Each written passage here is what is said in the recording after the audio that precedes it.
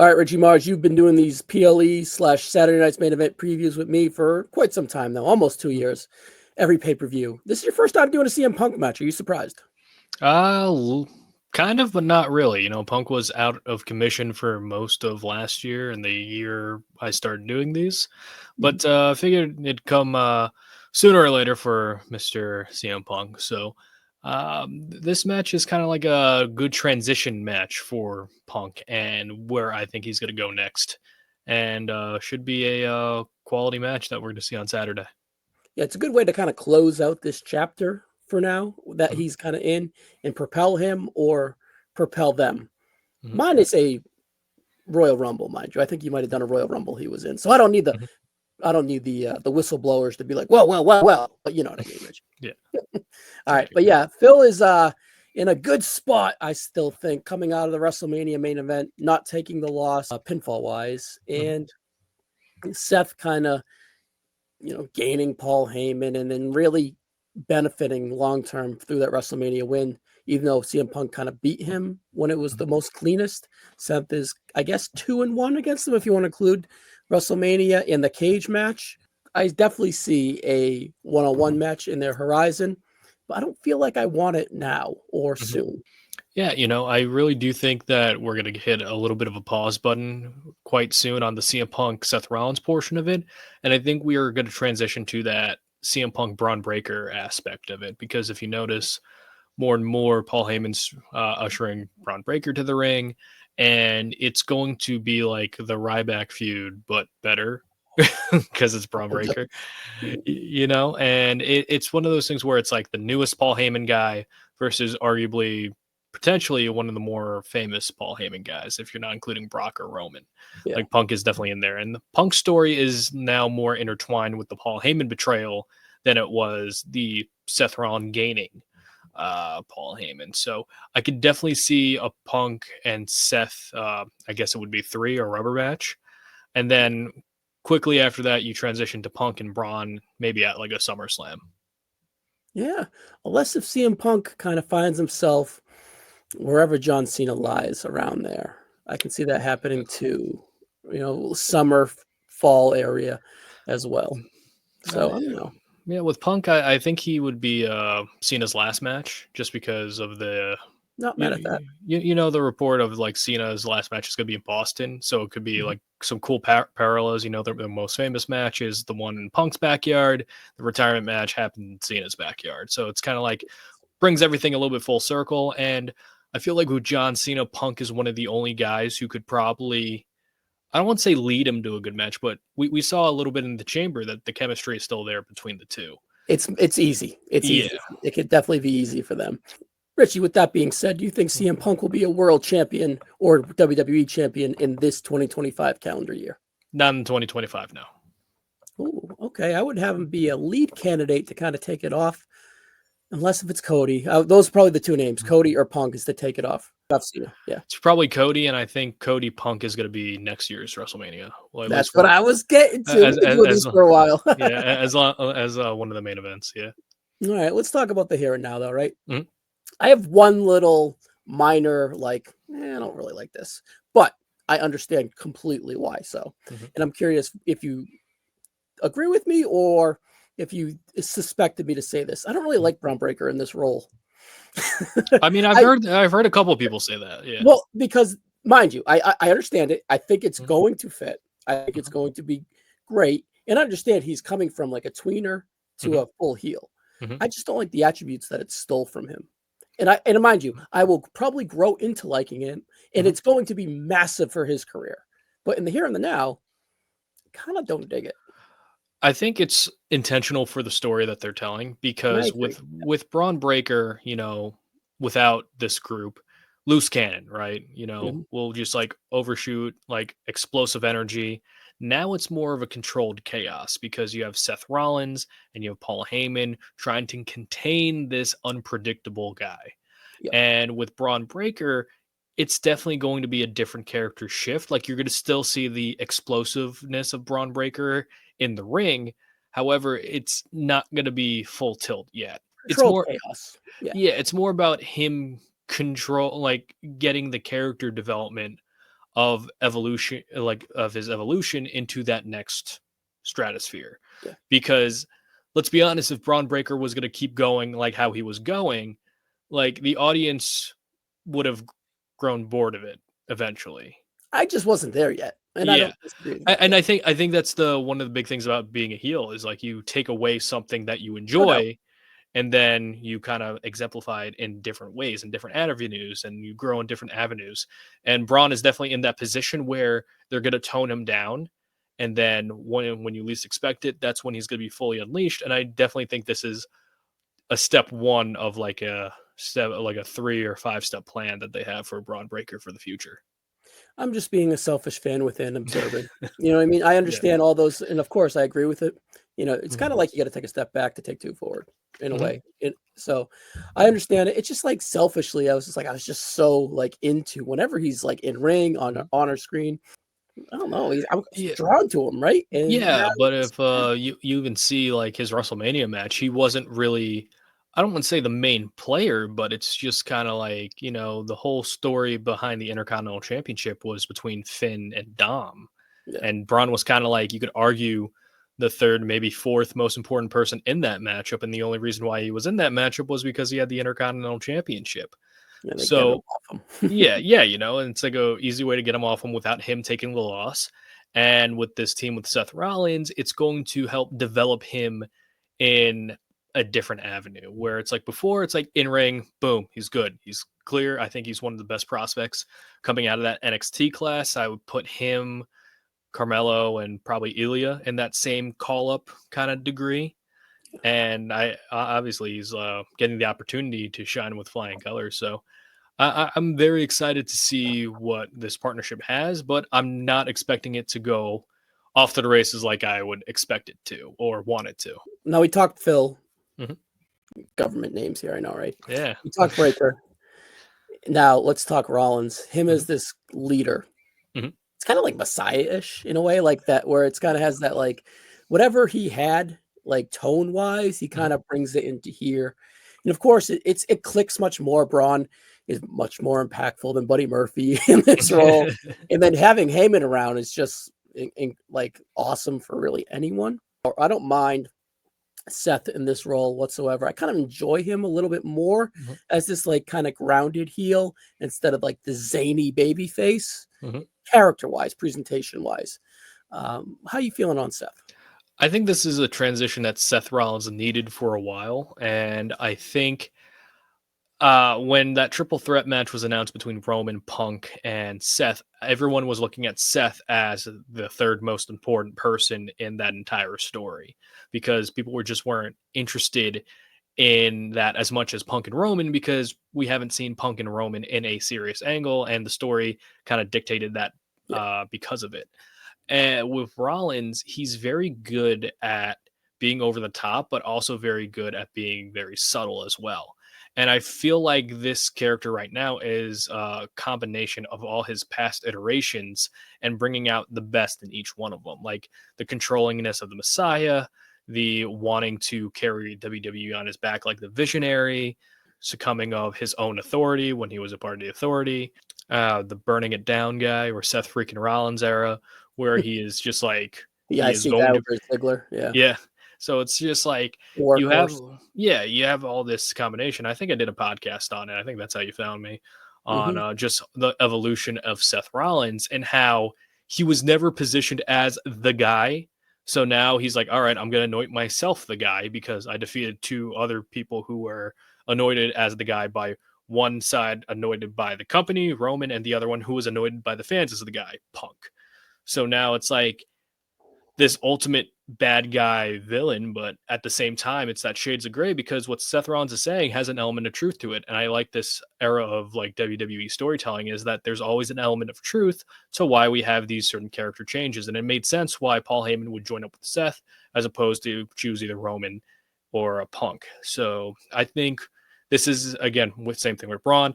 This is step one of a larger plan. I wouldn't be surprised if Seth Rollins wins Money in the Bank, to be honest with you, because he get put everybody on notice.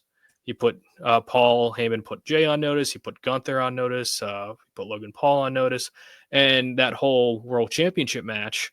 depending on who wins. I have a feeling it's Jay, but you have Gunther versus Jay, hypothetically, for the World Championship after the Money in the Bank. You have Seth Rollins try to replicate the heist of the century, and then Roman Reigns stops him. And then, and again, you don't need to cash in the briefcase in this scenario. But then you have Roman versus Seth for SummerSlam, and then you're kind of off the races for the summer program between those two.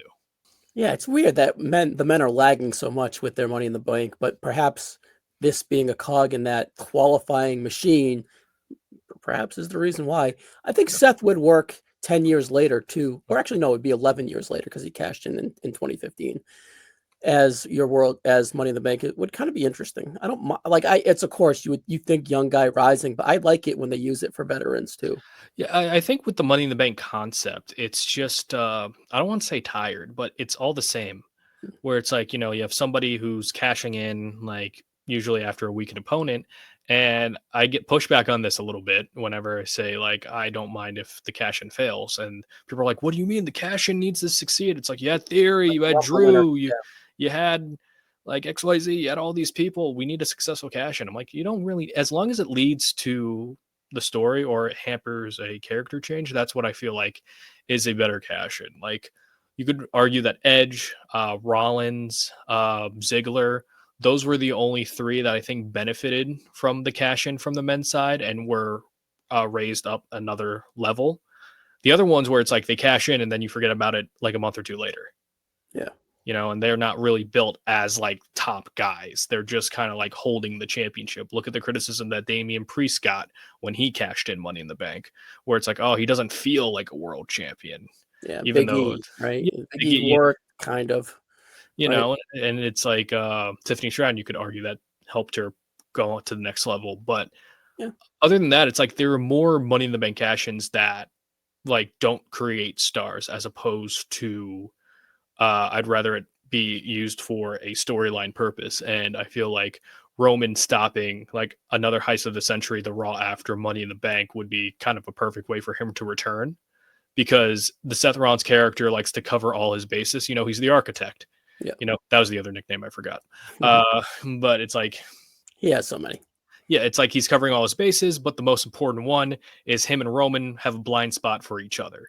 So it's like, I feel like that's a good way to tie it in story wise. But again, I understand people don't want Seth to be Money in the Bank. It's just like an idea that I had, since like Rollins is going off the world title being about power. And that's what I love about this current iteration is they're making the world championship feel important. And that wasn't the case prior to this turn, in my opinion. Yes. All right, we're on the right side of the graphic here. We're about two months in, if that, with this new heel faction. Do you think it needs a third member? I'm not sure if needs is the right word. Could a person benefit from joining them? Yes, absolutely. Okay. I feel like well, do you think Breaker is kind of massaged out enough? And do you think Rollins is established enough? Because it is an establishing season right now for these guys, right?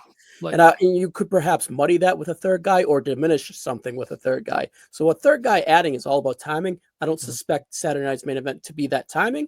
But as of right now, do you feel like it needs it? Kind of like, yeah, what do you think? I don't think it needs a third guy at this point, especially because you're still trying to find that dynamic. I mean, this is their first tag team match together. So it's like still early on in the process where it's like you don't need to add too many ingredients right now. Just see what you have and see if that's enough to kind of whet the appetite of like all the fans out there. Because you could have somebody like, I'm just like going to pick up a random name, like a Grayson Waller. Is that going to mess the dynamic up? Is he too like comedic, too goofy? Yeah. And then you go like, oh, what about an Austin Theory? It's just like, we kind of tried that before with the Messiah thing, and it seems like he's being more positioned as a babyface with this A-Town Down under tag team if the breakup ever happens. We're about over a year in. Burn ever. Yeah, well, it's like they're chanting Theory's name and he hasn't really done anything, so I guess he's doing something right. So again, it's one of those things. It's like, see what this Rollins Braun dynamic is first. Yeah. Toy with it. See what the Paul Heyman Seth dynamic, the Braun Paul dynamic is. Flesh that out, and if there's another guy, like you said, that can afford to be in this mix, then yeah, go on and do it. If someone can like not only benefit from it, but help the group increase their prominence, where it's like their things have to be done organically, like the whole bloodline story, like the whole Sammy Uso stuff, that added more layers to the bloodline story, and it helped elevate the bloodline to be one of the more entertaining parts of WWE during that entire time period, and started raising the stock of not only Sammy but Jay, Roman, Jimmy, Solo. You don't want to force too many members of a group at once, because then like you're not going to know the character relationships between Yeah. everybody involved. And I feel like right now there's still no testing phase on like how everybody is going to interact between Seth, Braun, and Paul. In that Saturday Night's Main Event, there's really no stakes. So Mhm, why would they have that in their back pocket of a mhm, a new member, right? So it's kind of like just doesn't feel right mhm. now. So Yeah, especially with the tease tension between Sammy and Punk.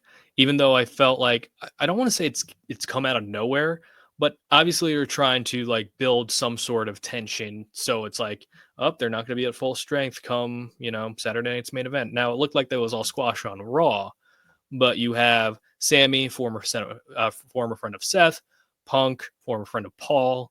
So obviously these guys are not going to trust each other off the bat, and that's kind of the hook that I wish they would really focus in on. But again, not my company, not my problem. With Sammy, it's very interesting because WWE wants to position him as a top player, and I think he'll get there one day with just the right at opportunities. least the J level, that Yeah, Jay Uso level, for sure. and it's just like I think they were teasing a lot with Seth and Sammy as a possible match for a world championship down the line, because that was a sticking point for Sami Zayn and his entire character arc. But at Mhm. the same time, CM Punk's also looking for the world championship. And I find it funny that we don't have any men who qualified for the Money in the Bank yet, Yeah. because I feel like uh, 2 to 4 of these guys are probably going to be in qualifying matches, and there's a good chance that one or more are going to be in that Money in the Bank ladder match. Any chance off the rip, they'd be like, all right, we're adding Money in the Bank qualifying to this match here. Let's kind of kill two birds with one stone. No, that's too many cooks in the kitchen. I feel like they would like it would save a Would lot be of cute. time, Yeah. but it's like again they have a lot of time to kill They have before Money in the Bank, so it's like 6 hours of Raw after this to kill. yeah, so it's like yeah, I think they save it a little bit. No doubt. All right. We talked about Sammy a little bit there, touched on him. Your favorite to win the 2026 Royal Rumble, yes or no? He is a favorite, just based on like what we think the main events are. Like one's Punk and Cody. I think another one's probably going to be Roman and Seth. So He's in that opener status kind of. Yeah. yeah, like I would like the Sammy to win a world championship. I'm just not sure with the stories that they're going to have in place that there's going to be room for him within a story. Yeah. Right now, May 2025. We've talked about him, not a high percentage on this PLE preview. So I don't know. I feel that it's a slow burn with him.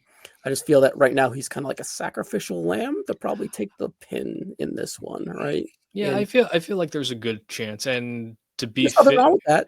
That's No, just where he is. and the thing is, it's like you have Night of Champions that's coming up after Money in the Bank. So potentially, let's say after Money in the Bank, you have Jay versus Sammy for the World Championship. If they want to go that direction, and Interesting. Night of Champions, Saudi Arabia.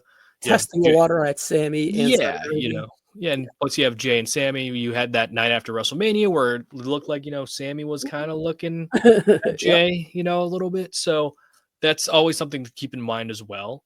I would say that Sammy taking the fall would probably be the most logical outcome, but I wouldn't be surprised if Punk were to get the fall or be pinned as well.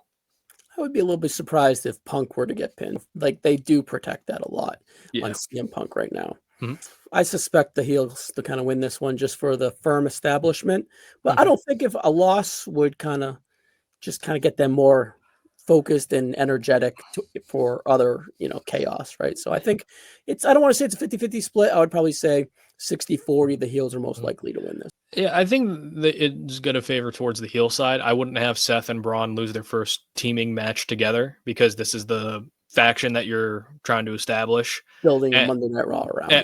and with Punk and Sammy, like they're not on the same page. So it's like even if they do lose, they're not going to lose much, Yeah, in my exactly. opinion, because again, this is Seth and Braun who've been shown to be a united front, and now you have Punk and Sammy, where it's like they're kind of on the same page of like getting rid of these guys, but it's a conflict of interest after the fact. So I think it's like you say 60-40, I say it's like 90-10. You know, I think Seth Yeah. and Braun got this. I probably felt a little light saying 64 on you. So yeah, 75-25. That's where I'll Yeah. finalize there.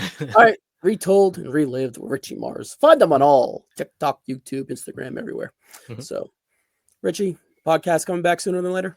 Yeah, it's coming back sooner or later. I'm actually recording an episode later on this week about the best Paul Heyman guys that never were. You know, so it's like we're going through different eras and choosing what Paul Heyman guys we or girls that we would have liked to see. Oh, that's pretty fun and unique. So, Mhm. check that out on all podcast formats, and we'll see you on the next one, guys. All right. Thank you for having me.